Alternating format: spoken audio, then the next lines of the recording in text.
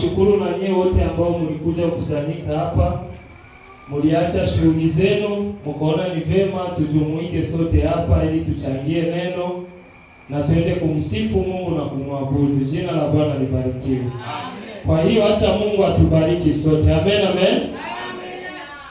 Amen. Tuko na neno letu ambalo tulipewa kama la unabii katika mwaka huu wa 2026. Na neno hiyo ni kama siri tumeibiwa. Usipogundua kama ni siri, utakiaji kutana na unamaliza hii mwaka uko tu vile vile. Jina la Bwana libarikiwe. Kumbe ningekusii ujaribu kutafakari, utoke mwali ya kawaida ili ujikonekte na hii neno. Endapo ukisikia hii neno, iende ukubadilisha na kukutengeneza. Kusudi ndio uende kuona yale marejesho kisi atakurejelea. Jina la Bwana libarikiwe. Na neno letu hilo lilikuwa linapatikana katika kitabu cha Yoeli sura ya 2 mstari wa 25 na 26 yake. Linasema aseme mwaka wa marejesho na kuongezeka kwa kasi kwa nguvu ya Roho Mtakatifu. Jina la Bwana libarikiwe. Neno hili ni neno la kawaida ukilisikia masikio yako, lakini endapo utapoikaa na tafakari, utasikia utakiwa kutana, kumbe ili neno ilikuwa kama ujumbe kwako ama kwangu mimi. Hii neno ikakuya tu. Sasa niliona nikasema maana iko sana Roho Mtakatifu ndio anatuma hii neno ikuye. Ya kusema aseme msimu mpya wa marejesho. Msimu mpya mnaweza nisaidie hiki Kiswahili? Muula, wakati mpya. Aha. Aseme wakati mpya wa marejesho. Jina la Bwana libarikiwe. Hiyo neno aliyenisaidia nayo ni ndugu yangu Claude. Toija alinisaidia hiyo neno. Mimi sikukuwa tena huko. Mimi nilikuwa nawaza tu nazungumzia tu hapa kuteme yetu ya mwaka gisi ilikuwa inaongea. Lakini Mungu akampitia Emo akaleta kwa kaneno. Aseme wakati mpya wa marejesho. Amen. Jina la Bwana libarikiwe. Kumbe usipojua na kugundua hautaelewa kitu. Ndio kwa maana ningekusii kwa gisi tunaanza somo letu saa hizi iende kutusaidia. Hii siri ambayo nataka kuibailia saa hii ikuwe na faida kwenu na kwangu. Jina la Bwana libarikiwe. Bali hiyo tutaangulia walizungumzia kuhusu marejesho. Wakasema inabidi turejeshewe. Swali najiuliza mimi na wewe ujiulize, turejeshewe nini? Usipoelewa, lakini somo inasema kule tayari ni mwaka wa marejesho na kuongezeka kwa kasi kwa nguvu ya Roho Mtakatifu. Pako maneno mbili hapo, iko tofauti. Kumbe tutarejeshewa kwa maisha yetu ya kawaida binafsi, vile vile na kupandishiwa tena kihuduma. Jina la Bwana libarikiwe. Ukielewa utakiwa kutana, kumbe mu maisha yetu ya kawaida Mungu atatujali, aturejeshee. Vile vile na maisha ya kiroho atatupandisha tena viwango. Jina la Bwana libarikiwe. Kama unanielewa tutanielewa tu. Sasa wakati tutarejeshewa ama marejesho, nikakia kuelewa kwamba kuna mambo matatu yako hapo ambayo tunapaswa kurejeshewa. Wakati mtu atamrejeshea, watakurejeshea nini? Nilisema ni swali tutajiuliza. Kuna kitu cha kwanza ambacho unapaswa urejeshewe kibinafsi, kama tafsiri ya kurejeshewa. Unapaswa urejeshewe kitu cha kwanza, inatakiwa urejeshewe kitu ambacho ulichopoteza. Jina la Bwana libarikiwe.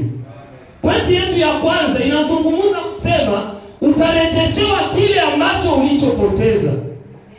Jina la Bwana libarikiwe. Kuna chako ambacho uko nacho, sasa unajikutana kilipotea. Mungu anakuambia atakurejeshea. Jina la Bwana libarikiwe. Na hiyo neno yetu tunaikutana mkitabu cha Yobu sura ya 1 mstari wa 21. Ni lazima Mungu akurejeshe kile ambacho kilichopotea. Pointi yetu ya pili inasema utarejeshewa nini? Utarejeshewa haki yako ulioibiwa. Jina la Bwana libarikiwe. Pointi ya pili inasema utarejeshewa haki ulioibiwa. Ya kwanza ni yenye ulipoteza. Ni mambo mawili tofauti. Kuna kupoteza na kuna kuibiwa. Yaani kuibiwa, mtu unaibiwaka hutaki. Ni kitu unaweza kuwa ulikuwa unakitaka lakini unaibiwa. Jina la Bwana libarikiwe. Ningeomba mkwe connect kusudi munielewe vizuri. Ni mambo mawili tofauti hapo. Mungu kwa huu mwaka ni lazima turejeshee kile ambacho tulichoibiwa. Jina la Bwana libarikiwe. Na neno letu la pili hilo tunalikuta mkitabu cha Yohana sura ya 11 mstari wa 43 hadi 44. Jina la Bwana libarikiwe. Kitu gani tutarejeshewa cha tatu? Kwa nini turejeshewe? Kitu ambacho tutarejeshewa cha tatu,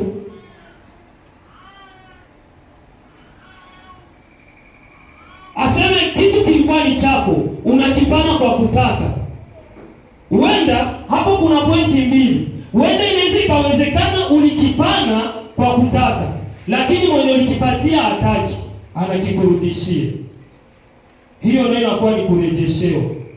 Jina la Bwana libarikiwe. Mungu seriesa. Mnaniogopa. Niwashie taa huko kwanza na mimi niwaone. Sina Mungu mnaniona. Mama Alicia.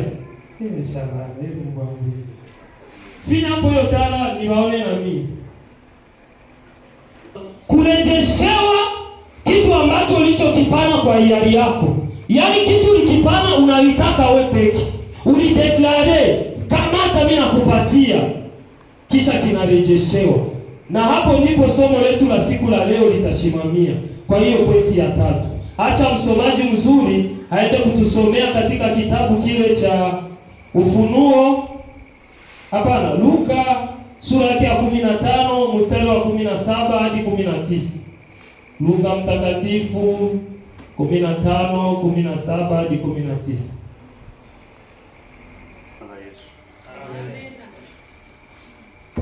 Alipozingatia moyoni mwake, alisema, ni watumishi wangapi wa baba yangu wanaokula chakula na kusaza, na mimi hapa nakufa na njaa. 18. Nitaondoka nikakwende kwa baba yangu na kumwambia, Baba, nimekosa juu ya mbingu na juu mbele yako. Sistahili kuitwa mwana wako tena. Nitafanya kama mmoja wa watumishi. Nifasi ambapo mtoto alikala sasa, akadeklare, akaongea na moyo wake, akasema mbona mimi niko nateseka hivi? Mbona mimi nahangaika hivi? Kwa nini? Wakati baba yangu iko na mali, baba yangu iko na watumishi, na watumishi wa baba yangu hawaishi sabisi, mimi naishi hivi. Jina la Bwana libarikiwe. Haleluya.